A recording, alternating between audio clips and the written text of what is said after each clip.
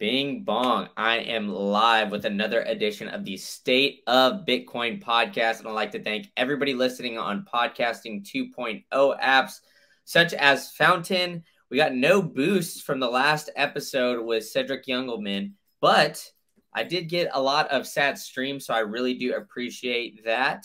Let me see who all streams this. So Aquila, Aqulla, streams some stats while listening. So that is greatly appreciated. And if you guys leave me a boost on Fountain, I'll be sure to read it out and give you a shout out as well.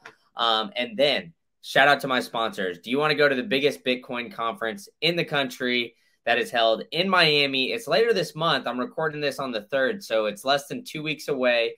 Hurry up and grab your tickets. Use promo code Green Candle and you could save 10% on those entire tickets. Use the rest of that to stack some sats. And you can go to codl.co, that's codl.co, to get the best punch plates in the game. I actually got some sitting on my desk right over here.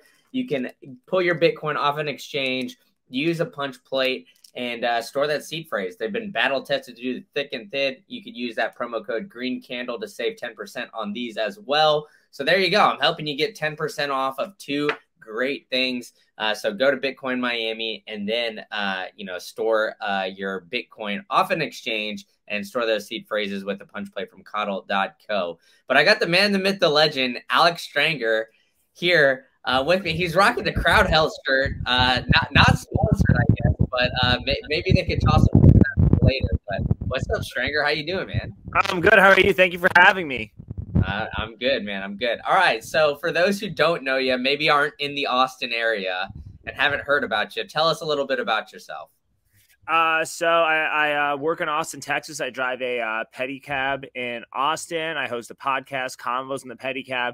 I like to speak at city council meetings from time to time. And lately, I've been using my voice to raise awareness about the Restrict Act, which is basically Patriot Act 2.0. It is literal digital fascism. It's something that needs to be stopped immediately, but a lot of people are not very aware of what it is and the implications of it. So I'm just trying to do my part to raise awareness about how draconian this thing is. Yeah, and I mean, it's great the stuff you're doing, but normally you do a lot of like comedy stuff and things like that. So kind of how did you get started doing that? I guess maybe more so like making fun of like the wokeness that's going on in Austin and in other places of the country. So how did you get started doing that? And then tell us how you found Bitcoin as well. All right, well, so to answer the first question, the reason why I started culture jamming, well, it's because I'm friends with Alex Stein and I saw what he was doing and I really liked it. And I also had some ideas to do something similar as he was doing it and a little bit beforehand. Because here's the thing, Brandon, and it's that you can't reason with fascism. You can't logically convince a bunch of power-hungry psychopaths to not be power-hungry psychopaths. And I feel like the best thing that you can do is to just openly make fun of them so people can see how ridiculous their ideas are and how counterintuitive they are to human freedom and flourishing. And I feel as though the best way to do that is to just literally imitate these ideas, because a lot of these ideas are absolutely insane. Like having a QR code with your health status to go into a restaurant. The idea of not prosecuting somebody for like raping someone on a subway train.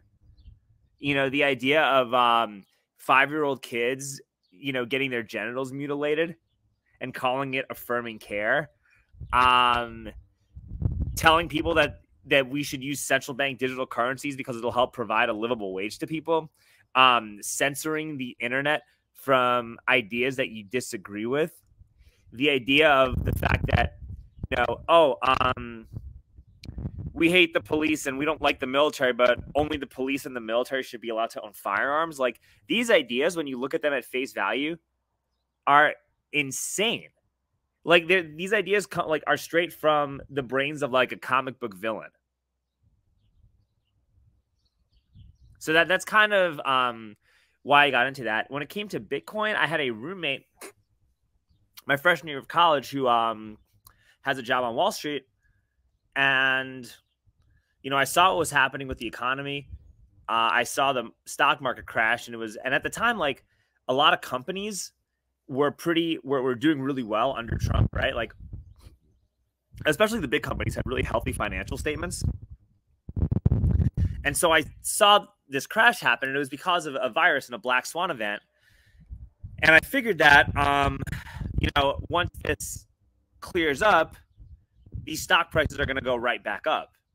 I didn't have any money to invest into any of these stocks because the economy was shut down. So, it felt as though the only people that were able to actually take advantage of this situation were people who had insane amounts of cash on hand, or people who worked for large mega corporations, or like politicians with super high net worth, and it felt as though these lockdowns were being promoted by people at the time who were extremely wealthy. And they were doing it because it was a way for them to get exponentially richer without having to do anything. And I knew that this was happening, and I wanted to start investing once I was able to get money. And my first roommate in college told me to just buy Bitcoin. And I had a friend of mine who I did Muay Thai and Jiu-Jitsu with, who was talking about XRP in the beginning. So some of the money I got, I just put into XRP because I thought, at the time I thought all cryptocurrencies were kind of the same. I didn't really understand. I'm like, oh, let me get the one that's the cheapest, because if it blows up, I'll get a bigger return. And then my friend who works on Wall Street started explaining to me that all these other coins are trash and I should just put the money into Bitcoin and I won't regret it. And I didn't really know, I didn't really understand Bitcoin very much at the time, but I trusted my roommate. And so I just figured, well, let's give it a try. Let's just put some of your unemployment into Bitcoin and just do it until you get a certain amount, and I guess see what happens. And then all of a sudden, I went from being broke to being middle class. And I realized that I could afford a house. And I started paying attention now because I had a lot of, I had almost no money in Bitcoin. But it's funny with an investment like Bitcoin, you can go from having 1% of your net worth into Bitcoin. And if you get it at the right time, that 1% can turn into more than half of your net worth just because of how much it appreciates. And so because of that, I just started paying attention and really trying to learn more and more about it. So I started to watch videos of people who were talking about price movements. And then I used to follow Will Clemente with the on-chain stuff in 2021. And I was listening to the Best Business Show with Pomp. And I started following people like Dylan LeClaire. And I just wanted to navigate through this bull market at the time because I wanted to buy my house. And I just wanted to navigate through the bull market to just figure out when I should get rid of some of my Bitcoin to buy my house. And then I read the Bitcoin Standard and started learning more about it. And I got lucky because I got a chance to learn a ton about Bitcoin and why it's valuable, while everyone was telling me that Bitcoin is the stupidest investment in the world because it went down 80%, which happens every single bear market cycle. But then you're also seeing the utility of why you need to own something. Look at the Canadian truckers, even more recently, look at the Silicon Valley Bank. Look what happened with Sam Bankman-Fried.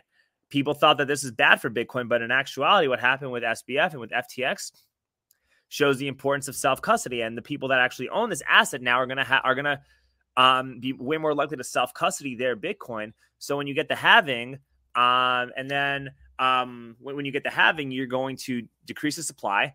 Once the more and more we delve into clown world, the more of a demand there's going to be for Bitcoin, and the demand is going to exceed the supply on such an extreme magnitude because of all these factors that it just seems like it's a no-brainer to just, you could be like a chimpanzee and just slowly accumulate this thing, and I think you'll be okay.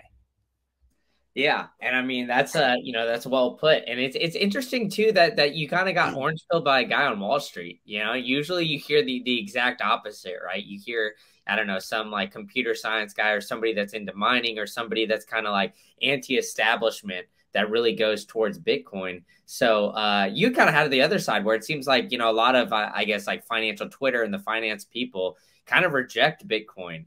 So I guess I actually disagree with you on this. Oh. I think that there's, maybe as a percentage, you're correct, but there are enough people who have Wall Street jobs that understand the value of Bitcoin. My roommate was not the only person on Wall Street who understood why you buy an asset like this. There are plenty of people who work on Wall Street that have really good jobs on Wall Street that understand. The people that are the biggest proponents of Bitcoin, when you really think about it, are people who've had experience in the financial system. Even someone like Marty Bent used to work on Wall Street.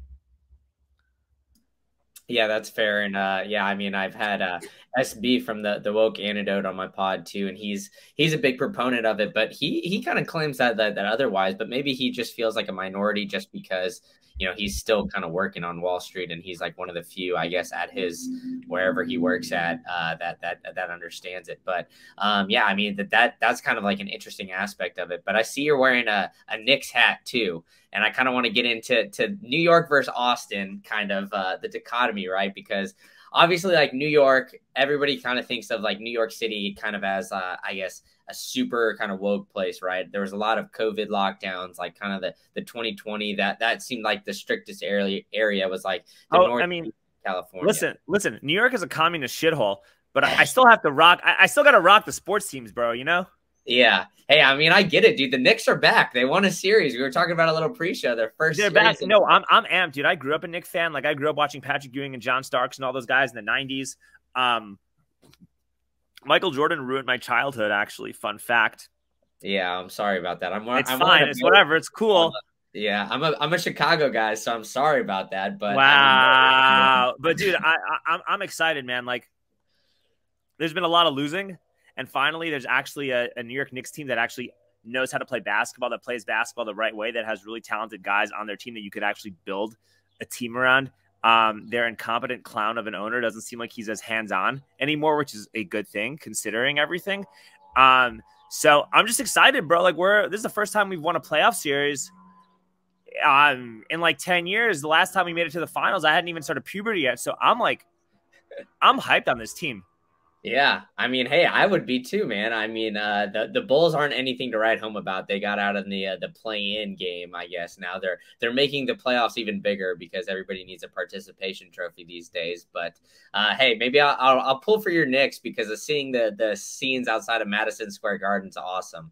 But I kind of want to get into the differences between Austin and New York, and even like Austin and the rest of the state of Texas, because I grew up in Austin, and from like, I guess, an outsider looking in, for those who don't really understand the full state, they kind of think as, the entire state of Texas as this big, red state, right? But Austin is very, very unique in a sense where it's, the exact opposite, and it is the capital of the state.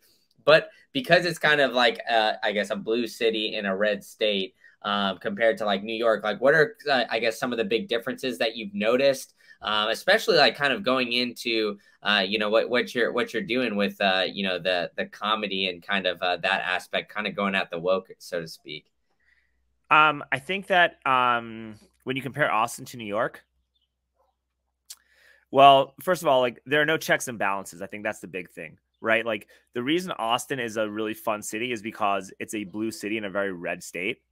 And so some of like the clown world stuff that's happening in New York is managed to the point where it doesn't get out of control because you have a Republican governor and a Republican majority in the House and the Senate. And we could talk about the fact that our Republican leadership in Texas is not really all that conservative, and they like kind of pretend to be a lot more conservative and freedom oriented than they actually are.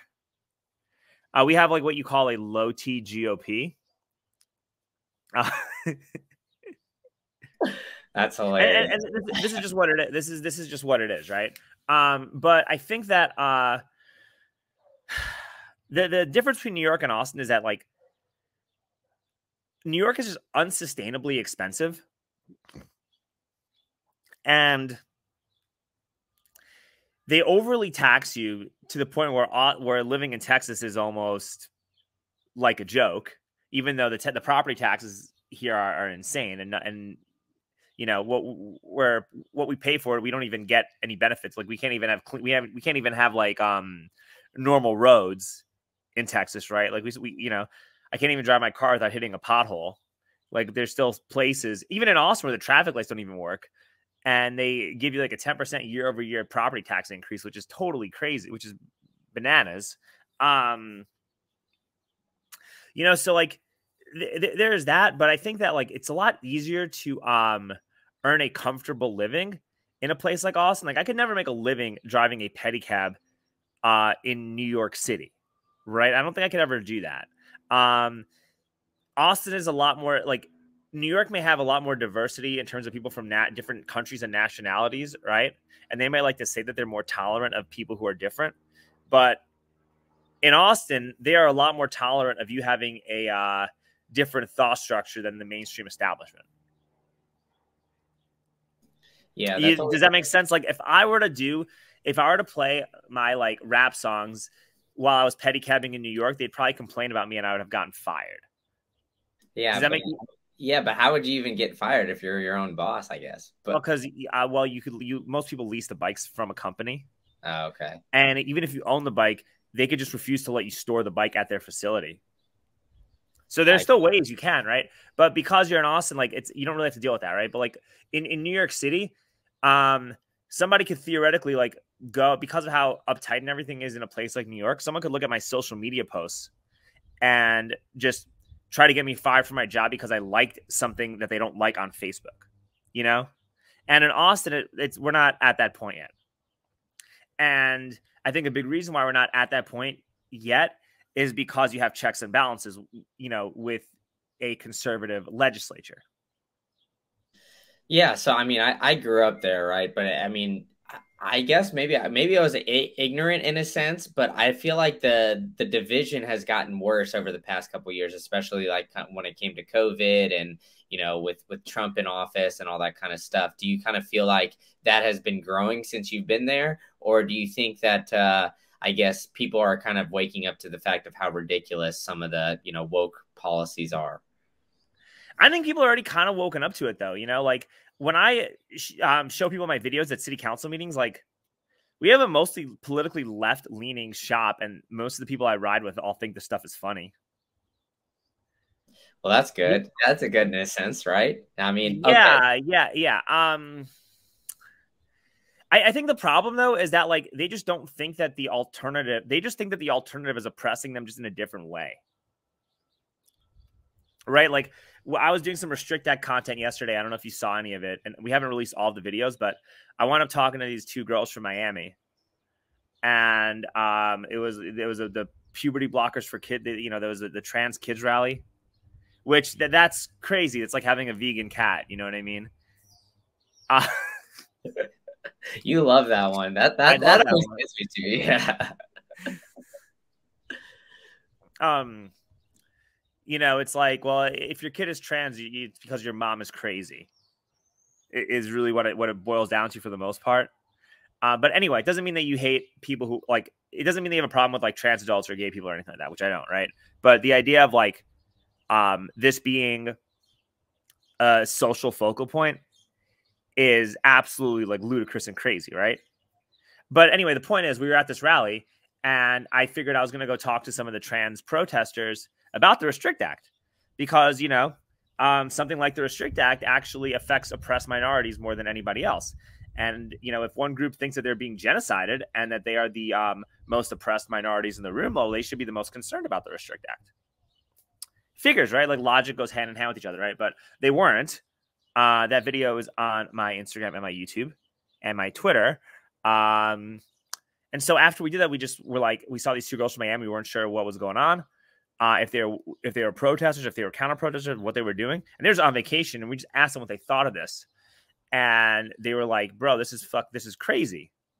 But then at the same time, they were like really upset about the abortion stuff that happened in Florida and Texas. And they were actually from Miami, right? They're from Florida.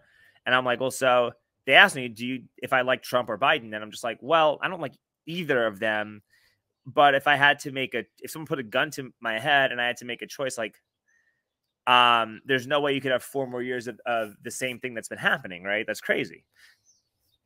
And so then I asked her, I was like, well, what about Trump or DeSantis? And the girls were like, well, I don't really like DeSantis that much. And because of the fact that he signed like a 6-week abortion ban. And people think like, you know, regardless of your stance on these social issues, like that is a big deal, right? There's a lot of like young people like under 25, like under 30. We talked about this when we did our episode, right?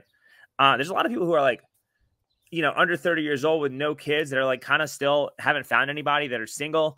They don't want to be single moms. You know what I mean? They don't want to have baby mamas. Like nobody wants that, right? And you live in a system where your money devalues like on a 10% basis, whatever it is, like every single year, especially now with all the money printing, you're going to make it harder and harder for people to actually have families. And so when you start banning abortions, when you haven't even fixed the underlying structure as to why people are wanting to have these in mass in the first place, I mean, you're going to alienate voters. And when you alienate voters to a political party that otherwise is a lot better at promoting growth and freedom than the Democratic Party with how they are right now, well, you're going to get tyranny by default. And I think people need to understand that and realize that. But unfortunately, people are not realizing that. And, you know, another hopeful benefit of these little street interviews is that you can kind of like show that to some members of the Texas GOP so they can like re-strategize and not be perpetual losers. Because if they're perpetual losers, you know, and the lizards at the World Economic Forum have complete control over all your day-to-day functions, like everybody loses. Yeah, no, 100%. And I mean, I think that's going to be kind of I mean, I don't know if you saw Biden release his video for the next re-election or whatever he's going to do, rerun or whatever. But basically that within like 20 seconds or something, he showed basically people protesting the abortion bans and all that kind of stuff. So I think, you know, I'm not I guess I'm not going to be able to tell the future, but I would, if I'm a betting man too, so I probably put some money that they're going to be running on that. Like, you know, we're the party that doesn't want to limit you on abortions. It's all the Republicans that want to do that. So, I mean, they're going to make people, I guess, kind of decide on like single issues, right? And kind of ignore what's actually going on, which is like, I think the big problem with a lot of like the political structure that we have, right? Because there's the underlying issues, right? That we've kind of, you know, talked about on your podcast and on other mediums as well, where, you know, we got the value of our currency devalue, or the value of our money losing purchasing power by the day. We got banks collapsing, all these other things. But, you know, we have people protesting about trans kids and abortion stuff instead of like actually, you know, kind of waking up to what's going on and how, you know, at the end, I mean, if you have enough money, you could essentially, you know, go wherever you need to figure it out if you really needed an abortion that bad. And I know that's not a great but that's the thing, though. It's about the people who don't have money. It's about the single mom with 4 kids that can't afford a 5th kid. Yeah. And at the same time, you could just be like, hey, maybe use a condom. But that messaging does not win voters. Oh, yeah. Even though it's common sense, like that messaging still does not win support. Yeah. And I mean, that's going to be things that are going to be on the ballot here in the next year or so, which is, I mean, kind of going to be unfortunate because we have a lot of other things that are on, you know, the ballot that can drastically affect how you live your day-to-day life. You know, your overall just happiness and money and everything like that too. And so that's where I kind of want to dive into the Restrict Act. And, you know, for those who don't know what the Restrict Act is, you kind of went over it a little bit briefly at the beginning. Tell us what it is. And yeah, I guess the overall kind of, it's also known as the TikTok bill, right? It is, yes. So it gives the president and the Secretary of Commerce and the various intelligence agencies like this unilateral ability to ban you from going on certain websites under the guise of it being a threat from a hostile foreign country. And there's no discretion about how they can assess what this threat is or how this threat is even assessed. You know, so theoretically, like, what website do you stream your podcast on? Like, what website are you able to, like, what website are you doing your podcast on? Yeah, so this is on StreamYard, and then I upload the feed on. But you said something about like you're able to get sats. How does that, like, what? Oh, okay. So there's like podcasting 2.0. So I don't know if you've ever heard of this, but you should definitely look it up if you can. But you could essentially just, however you get your RSS feed, you can just distribute that onto, you know, podcasting 2.0. And then once you upload that, it'll be on like apps like Fountain. There's like Breeze. There's some of these other like podcasting apps where people can listen and stream you sats. How do they do that though? Do you have like a QR code or what is? Yeah, so it depends. You could either set it up where you have a node where you could do it all like fully decentralized, or you can use some of these podcasting 2.0 apps have like a built-in wallet. So like Fountain, for example, has like a built-in wallet. that's non-KYC. So I mean, of course, it's attached to your podcast, so people know what it is, what you're earning from your podcast. But theoretically, non-KYC, if you wanted to go anon when you uploaded it, and then you can take that from their wallet and move it wherever. Or even if I run a node, though, I'd still non-KYC though, right? Yeah. I mean, it's still, they still know that it's me because it's still my podcast. Yeah. But say I was wearing, I don't know, say I didn't show my face and, I used a voice mutilator or did some other things. Yeah, I'm not doing that. I'm not doing that stuff. Okay. But anyway, the point is, right, we're a little sort of getting sidetracked, but the point is that they could ban that. And then you no longer have an ability to broadcast your message to an audience of people that want to listen to you, right? They can pigeonhole you and force you to use the mainstream platforms. And those mainstream platforms are are shadow banning people at will and unpersoning and devoicing people who are going against what the establishment consensus is. And so the Restrict Act could just literally make it illegal for you to stream your work on an alternative media source, right? They can ban you from, they can make it so that governments do not have to comply with FOIA requests, which is the Freedom of Information Act. They could prohibit you from transacting in currency that the government finds hostile. So theoretically, they can just say, hey, Bitcoin's a tool for terrorists, so we don't want you using that. They can also send you to jail for up to 20 years for using a VPN to go on these websites, right? And people who get caught with child porn get lighter sentences than that. So it's a huge problem, right? No matter where you are on the political aisle, like something like this is the antithesis of what it means to live in the United States. When we were in history class, they told us that we are a free country. We have freedoms, we have liberties that other countries don't have. We have free speech. We have the right to self-expression, and we have the right to actively and openly criticize our government. This bill takes that away from us, and the America that we've grown up with is no longer going to exist if this bill or something like this passes. The good thing is that Rand Paul kind of got this thing tabled temporarily, but there's other stuff. There's like the Data Privacy Act. There's a whole bunch of other bills that they are trying to put through Congress right now, and it's up to people like you and me to watch out for that and share this stuff with people, because these things, they literally affect everybody. And I think that when you spend too much time focused on these cultural issues, you divert attention from actual fascism that's taking place. And I think it's something that everybody needs to be on board with trying to fight, regardless of who you voted for, regardless of what your beliefs on other social issues are. Like, this is one of those things where everyone just needs to be a team player and stop this from manifesting.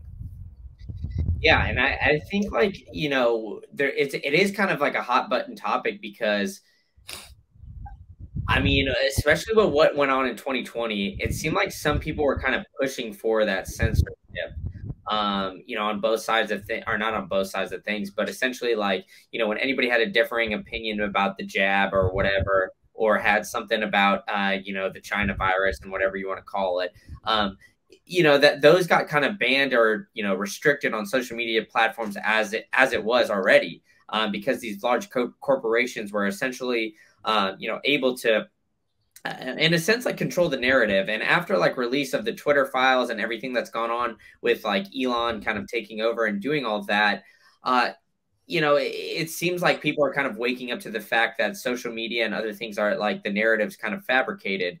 So, it seems like, to me, I mean, I'm obviously of the camp, not to freedom of speech and all that kind of stuff. And these social media companies should not be able to do that. But do you think that there's going to be some people that, in a sense, are okay with this because of, what I kind of just laid out that's happened previously? Yeah. And they need to be laughed out of the room. Yeah. Yeah. They need to be laughed out of the room. Yeah. And so a lot of these hardcore Antifa activists talk about punching Nazis and doing stuff like that. But the more you and And the definition of what they call a Nazi keeps expanding and expanding and expanding, because it's literally just about performing state-sanctioned violence on people that don't agree with the narrative, is what it's really boiling down to. And the reason stuff like that also doesn't work when it comes to fighting people who are like that is because every action merits an equal and opposite reaction. So whenever you do something like that to somebody, all you're going to do is make them want to fight back against you harder. So it's just going to strengthen that opposing movement. And like, people think, hey, the opposite of love is hate. Well, it's not. You know what the opposite of love is? What? Indifference. Yeah. Indifference, right? And if you can caricaturize a movement as just being an absolute clown show and make fun of it, you're going to create a segment of the population that becomes indifferent to that movement, and they stop paying attention to it, or they just look at it like it is a joke. And, you know, a lot of the people that are going to these establishment funded rallies, which is what the trans rights rally is and all that stuff, right? Like these are billionaire, big pharma funded protests. The people who go to these things should, you have, like, it's an unfortunate thing where you don't want to be mean to people, but if you can skillfully make fun of the people who are going to these things in a way that you generate a wide audience, your ultimate goal is to just dissuade people from attending these events through voluntarism, so that they can use that energy protesting to protest something that actually affects all of us. Yeah, I mean, it is interesting too. Like, it seems like, you know, I mean, at least from growing up in Austin and just kind of being around that environment, that there's always like a group of people that are going for a minority group, right? That they feel is oppressed, that they feel, is getting deeply affected. But, when it comes to these bigger issues, it always seems to be ignored. Why do you think that that's the case? Because if I was in charge of BlackRock, why would I want to have a large segment of the population aware of all the shenanigans I'm doing? Right? If I have that much stake in the US economy, right? And if I have that much capital and that much money and that much power and that much influence, I'm using that power to dictate public opinion so that the opinion of the public will continue to ensure that I always stay in power. And you do that by dividing people against each other on stupid social issues. You do it by devaluing currency. You do it by destroying the nutritional value of people's food. You do it by choosing what you should cover and what you don't cover. And a lot of people who go to these protests genuinely think that they're protesting for social justice, right? They really do think that. And a lot of times you can go there and, like, I really think that there's a problem with how right-wing influencers talk to these people, and they'll just call them mutilators and baby killers and just fuel more anger. And a lot of these people who are protesting, when they get called names like that, it just motivates them to protest and yell even more. Which basically means that you're spending that energy that you're spending protesting for, like, the 5-year-old kid to get his puberty blockers. That's energy that you're not spending trying to figure out who is on Ghislaine Maxwell's client list, right? That's energy you're not spending on making sure we don't have central bank digital currencies. That's energy you're not spending to make it so that something like the Restrict Act, which, if you got a super hardcore right-wing fascist in office, they're going to be targeting you with that bill anyway, right? So it's energy that people are not spending going after the actual structure, the actual structures in place that are oppressing people. So I think that's kind of what is going on, just to explain it on a really simplistic type of level. Yeah. And I mean, I put you on the spot there to kind of, it is kind of tough to explain, like I said, like you said, in like kind of like a simplistic way. But it is interesting because you brought up like BlackRock and when you first kind of went through it. So I'm gonna put you on the spot again because it kind of makes it seem, or at least I guess the narrative around everything is that these big corporations don't have that much power, or they're still ruled by the government. Do you think that is the case? And if so, why or why not? Well, it's a revolving door. A lot of people that work for corporations like this become treasury secretaries of different administrations. They get cabinet positions. They run for public office. Every single president except for Donald Trump gets offered 6-figure speaking fees to talk for 20 minutes on Wall Street. It's literally just a revolving door of going from the private sector to the public sector. I mean, that's a common fact. But when it came to these protests and what you're doing, right?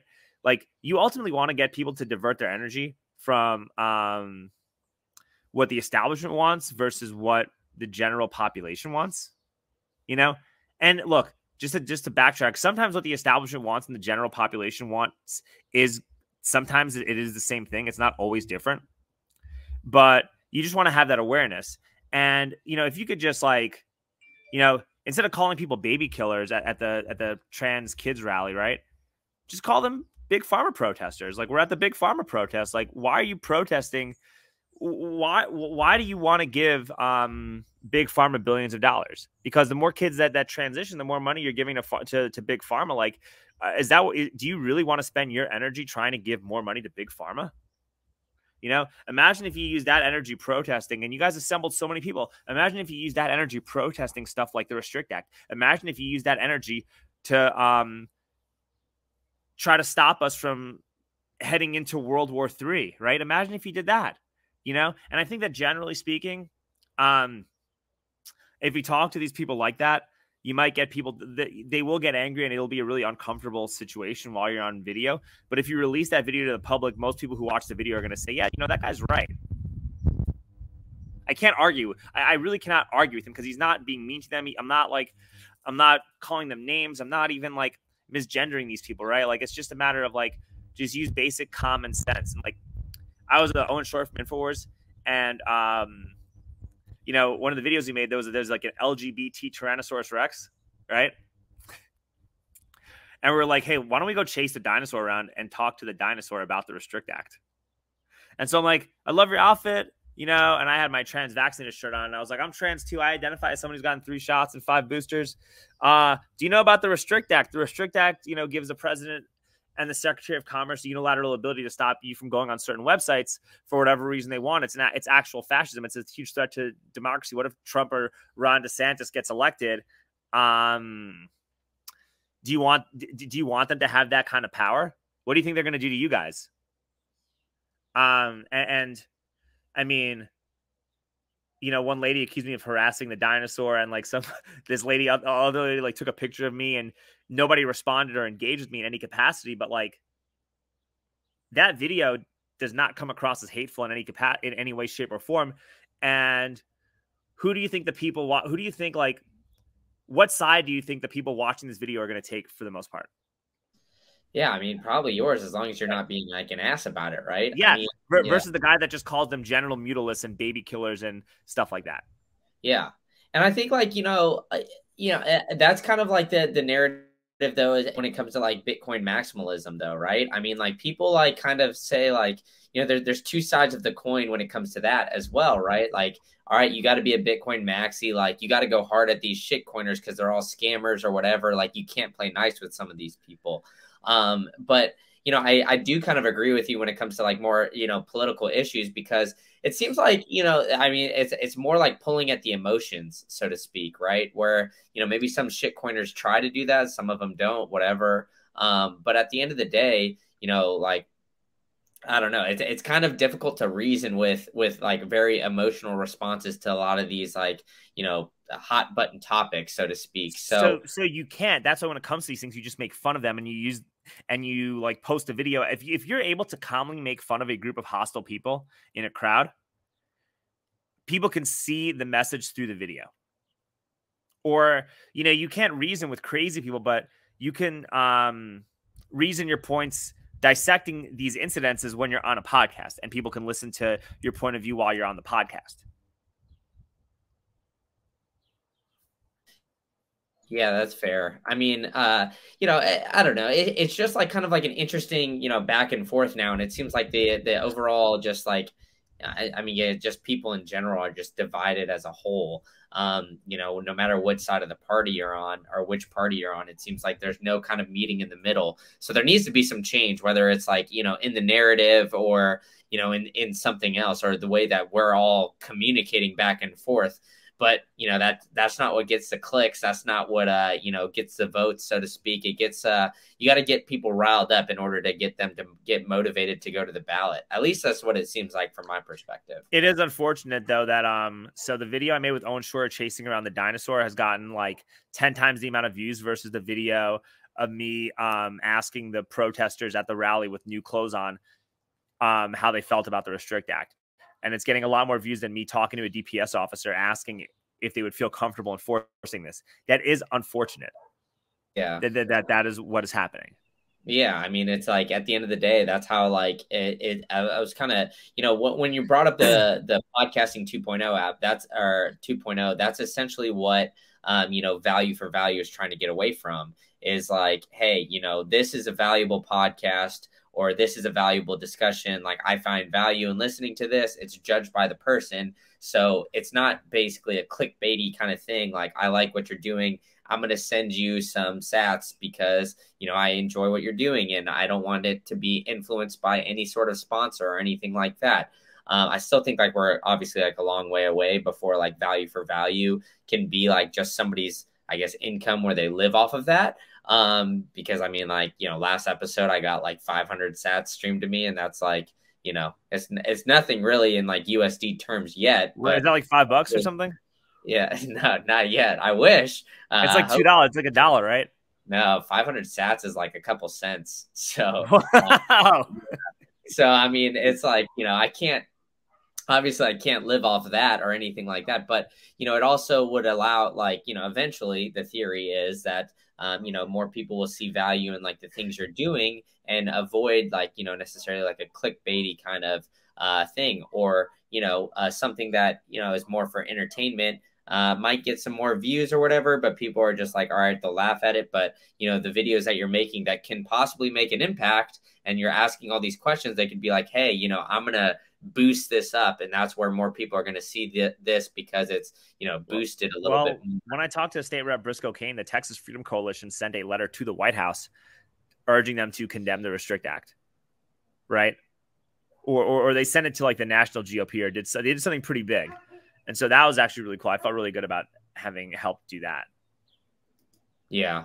And I mean, yeah, I did watch some of the clips that you posted about, you know, speaking to a representative about that and the CBDC. So, you know, do you think that, you know, representatives and people like in general in Austin kind of, I mean, obviously it's like essentially like the Bitcoin capital of the US, at least. Yeah, except that nobody that lives in Austin even owns any Bitcoin. When I give rides to people, they're always wanting to do Venmo or something. They're always like, do you have Venmo? Do you have Apple Pay? And I'm like, well, for a town that's going to be that should be the Bitcoin capital, it's kind of sad that very few people are even using Bitcoin, or like you still get a lot more of a negative reaction from customers. Like you're almost getting laughed at when you talk about Bitcoin to your customers that you're giving rides to. I mean, that's going to change eventually, but I've noticed that as a concern that I hope people that I hope kind of gets fixed along the way, right? Yeah. And I think, I mean, I don't know. It's weird because I feel like Bitcoin has so many different on-ramps at this point. Like, I think you can buy it on Venmo and just shoot it over to you now. I think like Venmo and PayPal. I think you actually can do that now. Yeah. Yeah. So, hey, now that you have Venmo, or like you have that, like maybe you can just say like, hey, you know, why don't you can buy it on Venmo. So maybe that's a step forward for you. I mean, unfortunately it's more KYC Bitcoin, but hey, like not for me though, because you can send it to a KYC free wallet. Yeah, that's fair. It has nothing to do with me. Like, it's KYC for the person who bought the Bitcoin. It has nothing to do with me if it's KYC free. Yeah, that's true. Right? I don't think so, right? Yeah. Yeah. If you got it on like Moon or Breeze or, you know, one of these other kind of wallets. Yeah. So I need to get another one, because I've sent the Moon stuff to like to accounts that I think I've used KYC to send it to. So, but it doesn't matter. I mean, it's like there's still a ways away from really being super tyrannical about that stuff. So I think it's okay for now, but I think it's one of those things where you should just get in the habit of like of becoming totally KYC free. Yeah, and I have a good podcast with Wicked Smart Bitcoiner, who's a big name on Twitter, who like makes a lot of great graphics. But he spoke once in one of my spaces about like UTXO management. So think about it as like, your gold chunks, right? Kind of like as you described, like if you put a little bit of KYC Bitcoin into like a non KYC stash, then everybody kind of knows how much you got there. But yeah, like you said, I think that there's a ways away from it becoming like, I guess, a tyrannical kind of thing. But yeah, it's better to get in that practice now and then not be wishing that you did it later on, right? Yeah, it's good to learn and figure it out. I mean, ultimately, we're still a long way to go, I think, from like super widespread Bitcoin adoption. Like probably like at least a decade. And you're still going to have these 4-year cycles. So, Bitcoin's a way to protect your purchasing power. It's a way to like have custody of your own finances, but it's also a way to like help accumulate more fiat to get more assets, so you don't have to work as hard. Yeah, and I think that having that perspective is okay to have. No, I agree with you 100%. And I think I agree with you that we're far away from like hyper Bitcoinization. But before I let you go, I want to talk a little bit about, the Federal Reserve and kind of, what we're seeing with all these banks kind of falling apart. We had the Fed today, right before we got on this call, raise the interest rates by another 25 basis points. And kind of Powell like alluded to that the banking industry is still strong and all that kind of stuff, and kind of tried to not sway the general public and say that anything is wrong. So as somebody that's kind of like I guess you're talking to probably either some tech people or even like the average Joe. Well, Brandon, I mean the vaccine is safe and effective, and the water in East Palestine is perfectly safe to drink also.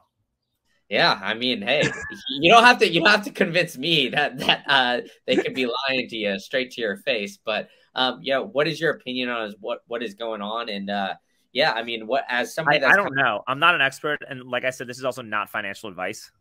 Yeah, of course not. Yeah, I don't know. I think a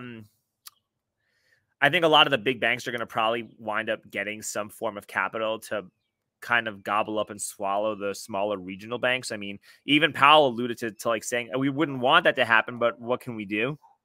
Which basically means like they kind of want that to happen, because that's how you build a CBDC infrastructure, is when you what's it called?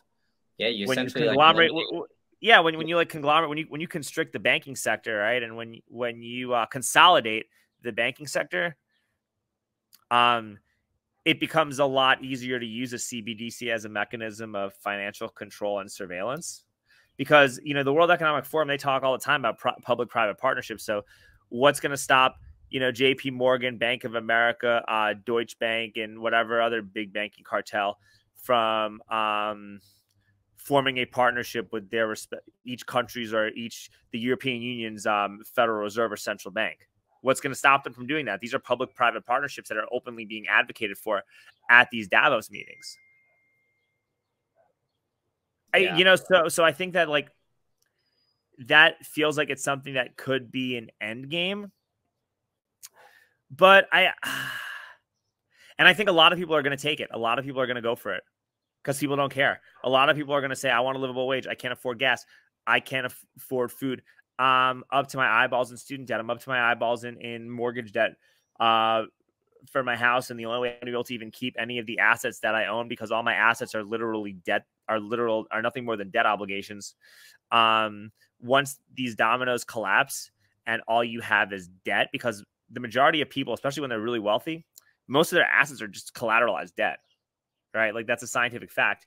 Once the dominoes actually do fall, they're going to be the people who need the universal wage the most, especially when you're like some tech bro or something like that, or you even any job, and especially if your job starts getting automated by AI. What are you going to do? You're going to have to get paid the Fed coin. Yeah. You're going to have to live in a pod and eat insects. You're going to be dependent upon having a certain social credit score. And then like, imagine going to HEB, right? Or going to Publix. You're in Florida, right? And you liked you like the tweet from Marty Bent, right? Or something like that. You like the tweet from Nayib Bukele. And now because you like that tweet, your card has declined and you can no longer purchase food. And guess what? The person behind the cash register is not even a human. It's an AI robot. Well, hey, we're getting to that point, right? I mean, like self-checkout, like all that kind of stuff, like the amount of like human interaction is getting limited. And I think that there's a lot of factors for that, not only like, the increase in technology, but you got to think like everybody wants these livable wages for these low-end jobs, right? So the amount of people that are cashiers or that kind of job, like they don't want to do that because, why would I go and work at that place for, I don't know, $12 an hour or something like that? When I can essentially like sit on my butt and get unemployment for doing just about nothing, or I can drive Uber, or I could do these other things. So it's not even about that though. The tech bro that works at Facebook, is going to need the livable wage because they have a job that's useless. Or like, so I was at Consensus. Did you see any of the videos of me at Consensus, Brandon? Yeah, I did. So what is Consensus for those who don't know? Because this is a Bitcoin only show. It's a cryptocurrency conference sponsored by CoinDesk, and they have like partners with there's a lot. They have a lot of corporate sponsorships, right? And it's basically for those that wear a mask alone to drive their car. It's a shitcoin conference. Oh, 100%. Yeah, and some of those. It's a place where different entrepreneurs and different builders and different companies come to this event and try to network with other people to try to showcase how their product is going to revolutionize society. And they use a bunch of fancy words that they don't fully understand. And it just becomes it's just a this is the best way I can phrase it. It's just it's like a big circle jerk for your ego is what it is. And I've never like listened to so many people talk for such a long period of time without actually saying anything that anybody could intelligibly understand. And it's like we're building on this protocol and we're offering staking and the node and it's decentralized and we are decentralized finance. And we also have a partnership with Google. And I'm like, wait, what? Wait, back this up. You're a decentralized means of exchange, but you have a partnership with Google? How does that work? You think Google's going to just be okay? You think a mega corporation like that is going to be okay with regular individuals having complete control of their data? You think, so a lot of these companies, they need a liquid fiat market, right? They need low interest rates. They need free flowing capital because what happens is like, this is my best explanation of this, right? And it's that there are going to be certain technologies and certain protocols and certain inventions, and maybe like using blockchain technology could be a really good way to like store records or store like a record of whether or not you own a home, or maybe negotiate lower prescription drug prices or do something like that. There might be some use case for this. It could also be used as a way to navigate in the metaverse, and a lot of companies might start having trips and meetings in the metaverse versus paying employees to go travel to conferences because it is really expensive. And going into the metaverse might be a way to cut costs. And people could wind up selling certain NFTs and certain things in the metaverse so they can all go to certain parties in the metaverse together as a company. Like there is this dystopian element to this stuff. So if you want to bet on that and accumulate more fiat, from like a 2-year perspective, there might be a couple of companies where you could hit the dart on the head and make an insane amount of money. But a lot of these people that were at the conference had very high time preference modes of thinking. A lot of these people were talking, like I was giving rides to some of them, and people were talking about how they got rid of their Bitcoin because they can make a way better return at a much faster pace by trading certain other assets with like 8x leverage. And it just sounds like instead of trying to provide an antidote to Clown World, a lot of these people, it felt like they just wanted to be the ones who ran Clown World. That was the take I got. And a lot of these people also cared more about, like, a lot of these people were just literal fiat clowns. Like, these people, they just wanted to get their views on Instagram. They wanted to get their views on YouTube. They wanted to, like, talk about their projects more than they wanted to actually listen or like, solve any, you know, any basic human need problems. Like, there was just a lot of that. I mean, I went up to somebody and was trying to ask for funding for a coin that I made, which was to give 0 calorie, 0 nutrition food to starving kids in Ukraine. Okay, it was 0 calorie food, and we don't claim to offer any nutritional value. The initial goal is to help feed adults, to help adults that are struggling with obesity. And we also made a coin, and we're scaling it on Ethereum with a 35% yield on Binance. And it's to encourage people to hold on to the coin. And the proceeds from our coin are going to be used to export these 0 calorie, 0 nutrition meals to starving kids in Ukraine affected by the war. And our plant-based burgers are made from crickets, lab-grown vegetables, and human fecal matter. This is sustainable nutrition. This is how we're going to start eating to help fight the climate crisis, so we all have a planet to live on in the future. People were like, do you have a car? Can you send us more information? This one dude asked me to go talk on his YouTube channel as the founder of this company. Yeah, people because were wearing masks, Brandon, at this event. Yeah, I mean, because people just like, I don't know, dude. Like that's the thing, is like, I don't think like anybody actually understands what a blockchain is, like anything like that is really going on. And you know, you're using all these buzzwords, right? And like you're doing it as like satirically, but you using these buzzwords gets people that I excited about it. I have no idea what the hell I'm talking about when I'm pitching this fake product. I barely had any idea of what these people were talking about. I doubt that these people that were talking really have a clear idea about what they're talking about. It's a lot of it is just a way to like generate hype for a project. And if you get large amounts of seed capital from a large corporation, well, then that corporation is now invested in your coin. And then during the next bull market, news and narratives and social media algorithms pump up the shitcoin so that you provide exit liquidity for Google, is what a lot of this kind of winds up being.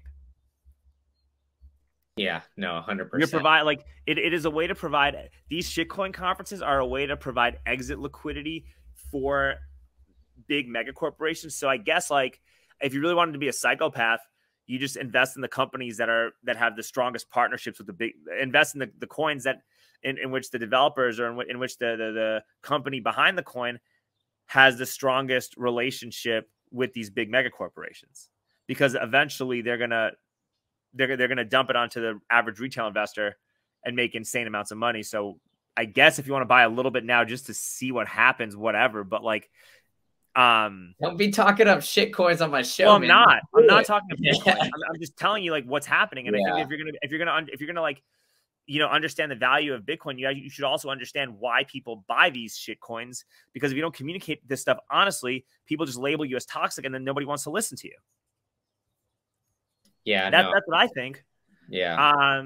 And I think that the problem with this is that when you don't understand why Bitcoin is different from a lot of these other cryptocurrencies, you start once, you know, Google got their exit liquidity, once BlackRock has their exit liquidity, once Amazon has their exit liquidity, right? Once they got paid out and the coin loses 95% of its value and never hits that all-time high again, well, you just got a whole group of retail investors who are going to conflate that shit coin with Bitcoin, and they're going to be more willing to actually want to utilize a CBDC. And guess what? That CBDC could be built on the same network, cough cough, Ethereum, that these other shit coins happen to be operating on.